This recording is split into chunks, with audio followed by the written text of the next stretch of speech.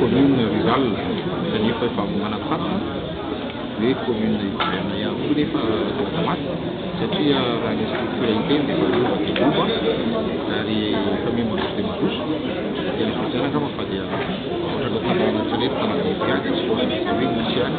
mivena samihafa resaka falemana kanefa kosa nofarananay no iviady ny izay misy aminay dia tsy afaka ny ro fanampy aminay amin'izany falemana iny amin'izany ary lazaina angamba fa hoe misy fotoana zato tsy fenina fa betsaka ny olana samihafa raha resaka tsy falemana dia commune Tamatry ny antony koa anankiray dia vahalalana be zay raha ohatra hoe avy amin'ny faritra avaratra maro zany tsy andrefana ny vahoaka dia mandalo commune Tamatry dia raha fitombo fononao dia mila tsoaraka zany fomahy mivezena zay kazan'olona maro be tonga eo amin'ny commune zay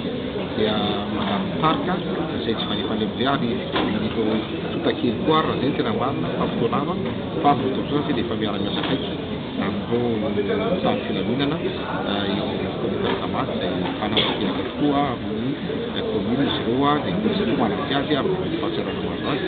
dia azoana fa efa manome kely ihany zay tsy fanefalemy zay ary tiamin'izokana tatao anaty fotoana robolana zay dia sorana manokana ministre fahatsarana izay misy koa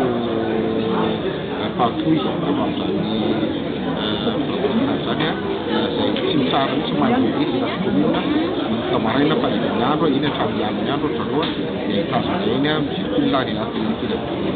kelaka fontany sy kelaka trano Tamatry